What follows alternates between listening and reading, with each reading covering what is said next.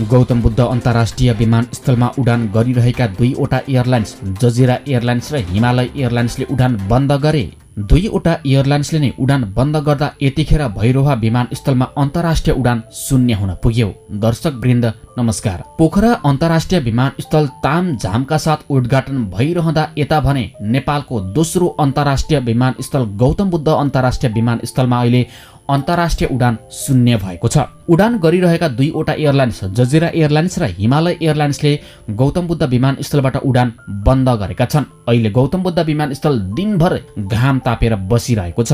यता 1 अरब भन्दा बढी खर्च गरेर जडान गरिएको इन्स्ट्रुमेन्टल ल्यान्डिङको उपकरण चलाउन समेत भारतले अनुमति नदिँदा र यो जाडोमा कम भिजिबिलिटीमा विमानहरू सजिलै उडान र अवतरण गर्न विमानस्थलमा नसक्दा उडान बन्द गर्नु परेको विमानहरूले बताइरहेका छन्। आज हामीहरूले भारतले किन बारम्बार नेपाललाई गुडिया जस्तो बनाइरहेको छ, किन भारतले नेपाललाई प्रगति गरेको देख्न चाहन्न र किन जजिरा एयरलाइन्सले उडान बन्द गर्यो, किन हिमालय एयरलाइन्सले बन्द गर्यो, अब गौतम बुद्ध विमानस्थलको हालत के होला त भन्ने बारेमा चर्चा गर्दैछौँ। सर्वप्रथम त तपाईहरूले यो भिडियो सामग्री अन्तिमसम्म हेरिदिनु होला, तब मात्र तपाईहरूले सबै कुरा बुझ्न पाउनुहुनेछ। साथै हामीहरूले गरेको यो मेहनतको लागि लाइक, कमेन्ट र च्यानललाई सब्स्क्राइब पनि गरिदिनु होला। यो भिडियो सामग्रीहरू तपाईहरूले कुन ठाउँ कुन देशबाट हेर्दै हुनुहुन्छ त्यो पनि कमेन्ट बक्समा लेख्नु होला भन्दै आउनुहोस् ढिलै नगरी आजको यो भिडियो सामग्रीतर्फ लागौँ। आइतबार उत्साहपूर्वक पोखरा अन्तर्राष्ट्रिय विमानस्थल उद्घाटन भयो। तर यही समयमा भैरवामा गत जेठ 2 गते उद्घाटन भएर सञ्चालनमा आएको गौतम बुद्ध अन्तर्राष्ट्रिय विमानस्थल अहिले अन्तर्राष्ट्रिय उडान विहीन बनेको छ। यसले नेपालमा राष्ट्रिय गौरवको आयोजनाको रूपमा 21 साल निर्माण सकिएका दुई विमानस्थलले भविष्यमा कसरी सञ्चालन खर्च उठाउलान् भन्ने चिन्ता थपेको छ। 8 महिना अघि तामझाम सहित सञ्चालनमा आएको गौतम बुद्ध अन्तर्राष्ट्रिय विमानस्थलसँग एउटा पनि अहिले अन्तर्राष्ट्रिय उडान तालिका छैन। फाट्टाफुट्टा आउने चार्टर विमान बाहेक कुनै अन्तर्राष्ट्रिय वायु सेवा नआएपछि भैरवा अन्तर्राष्ट्रिय विमानस्थल झन सुनसान बनिरहेको छ। उद्घाटन यता जजिरा एयरलाइन्सले नियमित उडान गरेका कारण 154 वटा उडान र अवतरणबाट 31,600 जना यात्रुहरूले सेवा पाएका थिए। तर अब जजिरा एयरलाइन्सले भैरवाका आफ्ना नियमित उडानहरू काठमाडौँ सारिसकेको छ। हप्तामा 3 दिन शनिबार, मंगलबार र बिहीबार उडान गरिरहेको जजिराले उडान अवतरणको समस्याका कारण देखाउँदै भैरवाबाट पुरै उडान बन्द गरेको हो। झन अब विदेशबाट आउने चार्टर उडानमा मात्रै अन्तर्राष्ट्रिय विमानस्थलको बिजनेस सीमित भएको छ। भैरवा विमानस्थलका प्रवक्ता सुभाष झा बिहानको समयमा विमानस्थलमा लाग्ने बाक्लो हुस्सुका कारण प्राविधिक समस्या परेपछि जजिराले आफ्नो उडान काठमाडौँमा ल्याएको बताएका छन्। दर्शकवृन्द, यो गौतम बुद्ध विमानस्थलमा जसरी अहिले बिहानमा बाक्लो हुस्सुका कारण उडान बन्द गरियो भनेको छ, यो भने एकदम सरासर गलत हो। किनकि गौतम बुद्ध अन्तर्राष्ट्रिय विमानस्थल सबैभन्दा नेपालमा रहेका विमानस्थलहरूमा सबैभन्दा कम भिजिबिलिटीमा उडान र अवतरण गर्न सक्ने क्षमताको उपकरण जडान भएको विमानस्थल हो। त्यसैले गर्दा पनि यो गौतम बुद्ध विमानस्थलमा यदि इच्छा, मन र शक्ति हुन्थ्यो भने जुनसुकै बेला पनि यो गौतम बुद्ध विमानस्थलबाट विमानहरूले सहजै उडान र अवतरण गर्न सक्छन्। डिसेम्बर 20 देखि भैरवामा नियमित अन्तर्राष्ट्रिय उडान ठप्प छ। उनले भने बिहान जजिरा एयरलाइन्सको विमान आउने समयमा पटक पटक अवतरणमा समस्या परेर लखनऊमा डाइभर्ट हुनु परेपछि जजिराले भैरवाबाट तत्कालका लागि उडान रोकेको हो। मौसमका कारण लखनऊ जानुपर्दा जजिराले सञ्चालन खर्च बढेको गुनासो गरेको थियो। त्यसको आधारमा झण्डै 2 हप्तासम्मका लागि भैरवाबाट जजिराको उडान तालिका सस्पेन्ड राखिएको छ। झाका अनुसार मौसम राम्रो हुँदै गएपछि जजिराले पुरानो उडान भैरवाबाट नै फर्काउने अपेक्षा गरिएको छ, तर यो आधिकारिकता भने छैन। जजिराले सुरुदेखि नै भैरवाबाट हप्तामा 3 वटा उडान गरेको थियो। गत दशैंको समयमा यात्रुको चाप बढेपछि हप्ताको 7 दिन विमानस्थल सञ्चालनमा उडान गरिरहेको थियो। यात्रुको चाप घटेसँगै जजिराले पुनः हप्तामा 3 वटा उडान झारेको थियो। नेपाल नागरिक उड्डयन प्राधिकरणले 13 कार्तिकदेखि नेपाल वायु सेवा कम्पनीलाई विन्टर सिजनको तालिका भैरवाबाट नियमित उडान गर्न बाध्य पारेको थियो।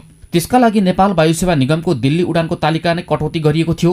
त्यसपछि निगमले मलेसियाबाट काठमाडौँ फर्किने विमानलाई भैरवाबाट ट्रान्जिट गराउने बताएको थियो। तर त्यस अनुरूप उडान गर्दा कम्पनीहरूले घाटा बिहोर्नु पर्ने भएपछि निर्णय कार्यान्वयनमा भएन। यता कार्तिक 17बाट हिमालय एयरलाइन्सले सेल्फ ग्राउन्ड ह्यान्डलिङको सुविधा दिने शर्तमा मलेसियाबाट भैरवामा दैनिक चार्टर उडान थालेको थियो। तर हिमालयले प्रतिबद्धता अनुरूप चार्टर उडान गरेन भने प्राधिकरणले हिमालयले यसअघि पाएको सेल्फ ग्राउन्ड ह्यान्डलिङको अनुमति पत्र खारेज गरिदिएको छ, जसले गर्दा हिमालय एयरलाइन्स र प्राधिकरणबीच मनमुटावको अवस्था सिर्जना भएको छ। यस्तो अवस्थामा जजिराले नियमित उडान पनि रोकेपछि भैरवा आन्तरिक हवाई अड्डाका रूपमा मात्रै चलिरहेको छ। यूएईबाट उडान गर्न इच्छा देखाउँदै टिकट बेच्न समेत अनुमति लिइसकेको विच एयर अन्तिम समयमा भैरवाबाट उडान गर्न नसक्ने भन्दै पन्छिएको छ। अन्तर्राष्ट्रिय उडान भर्ने विमानहरू आउने आशामा विमानस्थल त 24 घण्टा नै खुला छ, तर भैरवामा अन्तर्राष्ट्रिय वायुयान र यात्रुहरू भने छैनन्। अझ भइरहेको उडान समेत मौसमका कारण देखाएर काठमाडौँ सारिएपछि प्राधिकरणभित्रै विमानस्थलको भविष्यप्रति गम्भीर चिन्ता व्यक्त भइरहेको छ। तर प्राधिकरणका एक अधिकारी विमानस्थलको सुरक्षा समृद्ध आधुनिक उपकरण भने चलाउनस् भारत सरकारले अनुमति दिए मौसमी कारणले यसअघि उडान अवतरण रोकिने अवस्था नै नरहेको बताउँछन्। कमजोर भिजिबिलिटी हुँदा पनि उडान अवतरण गर्न सकियोस् भनेर भैरवाको विमानस्थलमा झण्डै 1 अरब खर्चेर इन्स्ट्रुमेन्टल ल्यान्डिङ सिस्टम जडान गरिएको छ।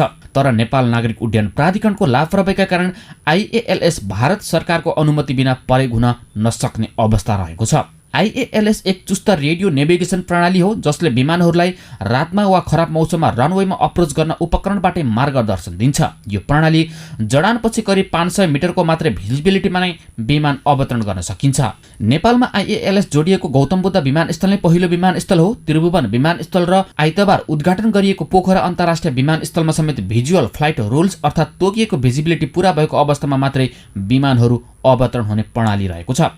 गौतम बुद्ध विमानस्थलमा जडान गरिएको आइएएलएसले खराब भिजिबिलिटीमा पनि रेडियो सङ्केत मार्फत अवतरणमा चालक दललाई गाइड गर्छ। क्याटेगोरी अनुसार प्रणालीको कार्यदक्षता फरक छन्। प्राधिकरणले सुरुमा आइएएलएसको क्याटेगोरीको उपकरण जोड्ने गरी डिजाइन गरेको थियो जसको फ्रिक्वेन्सी नेपाली भूमिभित्र रहने निश्चित गरिएको थियो। तर निर्माणका क्रममा आइएएलएसको क्याटेगोरी 2 करिब 50 करोडभन्दा बढी उपकरणहरू जोडिएका छन्। प्राधिकरणले क्याटेगोरी 2 का मापदण्ड अनुसार नै विमानस्थलको रनवेमा लाइटिङ सिस्टमको पूर्वाधारमा थप करिब 25 करोड खर्च गरिसकेको छ। असावधानीका कारण यो उपकरणको रेडियो डेटा प्रवाह हुने एङ्गल र कभरेज एरियाको केही भाग भारतीय भूभागमा पनि परेको आइएएलएस सञ्चालनको प्रोसिड्योरलाई नेपालसँगै भारत सरकारले पनि स्वीकृति गर्नुपर्ने अवस्था आएको हो। आइएएलएस प्रयोगको अनुमति माग्दै नेपाल सरकारले पटक पटक पत्राचार गरिसकेको छ भारतलाई, तर भारतले न त कुनै जवाफ नै दिएको छ न त कुनै चलाउनुहोस् भनेर अधिकार नै दिएको छ। अधिकारीका अनुसार भारतले आफ्नो कुशीनगर स्थित विमानस्थलमा असर पर्ने भन्दै आइएएलएस प्रयोगका लागि नो अब्जेक्सन दिन मानेको छैन। यदि भारतले प्रोसिड्योर स्वीकृति नगरेमा आइएएलएस प्रविधिको प्रोसिड्योर अन्तर्राष्ट्रिय उड्डयन सङ्गठनबाट स्वीकृति हुन सक्दैन। विमानस्थलका प्रवक्ता झा भारतबाट अनुमति नपाएका कारण आइएएलएसको वैधानिक प्रयोग गर्न नसकिएको बताउँछन्। आइएएलएस प्रयोग गर्न सकिए शीतलहर चल्दा हो वा ठूलो वर्षात भइरहँदा भैरवामा विमान सजिलैसँग अवतरण गर्न सक्छन्। कमजोर भिजिबिलिटीका कारण उडान अवतरण हुन नसक्दा आइएएलएसको प्रयोगले धेरै हदसम्म सहज हुन्थ्यो उनी भन्छन्। तर भैरवामा बिहान आइएएलएस प्रयोग गर्दा पनि समस्या पर्ने खालको मौसम हुन्छ। भैरहवा विमानस्थल अन्तर्राष्ट्रिय उडान विहीन भएपछि Nepal association of travel and tour agent Lumbini प्रदेशले अन्तर्राष्ट्रिय विमानस्थल परिसरमा पुगेर उडान नियमित गर्न माग गरेका छन्। त्यहाँका कर्मचारीलाई ढाकाटोपी लगाइदिँदै उनीहरूले लुम्बिनी प्रदेशवासी र नेपालका सबै पर्यटन व्यवसायका लागि गौतम बुद्ध विमानस्थलबाट अन्तर्राष्ट्रिय जहाजको उडान निरन्तरताका लागि सक्रिय हुन आग्रह गरेका छन्। पर्यटन व्यवसायी सागर अधिकारीले कुनै पनि बहानामा भैरहवा स्थित गौतम बुद्ध अन्तर्राष्ट्रिय विमानस्थलमा अन्तर्राष्ट्रिय उडान कटौती गर्न नहुने बताउँदै कटौती गरेमा सबै लुम्बिनीवासीले आन्दोलन गर्ने चेतावनी समेत दिएका छन्। पर्यटन व्यवसाय तथा सिद्धार्थ उद्योग वाणिज्य सङ्घका पूर्व अध्यक्ष विष्णु प्रसाद शर्माले 40 अरब भन्दा बढी लगानी विमानस्थलमा भएको र भैरहवा आसपासमा विमानस्थल लक्षित गरेर 100 अरब भन्दा बढी निजी क्षेत्रले लगानी भइरहेको बताएका छन्। भैरहवा स्थित गौतम बुद्ध अन्तर्राष्ट्रिय विमानस्थलमा भिजिबिलिटी कम हुँदा आन्तरिक उडान समेत प्रभावित हुँदै आएको भन्दै पर्यटन व्यवसायीले तत्कालै आइएएलएस सञ्चालन गर्न माग गरिरहेका छन्। दर्शकवृन्द 30औं अरब खर्च गरेर बनाइएको गौतम बुद्ध विमानस्थलमा यसरी बारम्बार भारतले स्वीकृति नदिनु र नेपाल सरकार कानमा तेल हालेर बस्नु, लाचार भएर बस्नु तपाईलाई के हो जस्तो लाग्छ त्यस्तै मनमा लागेको कुरा कमेन्ट बक्समा छोडिदिनु होला। हामी अर्को भिडियोमा फेरि उपस्थित हुनेछौँ। त्यतिन्जेलका लागि भने म मदन पौडेलले पनि बिदा हुन्छु। नमस्ते।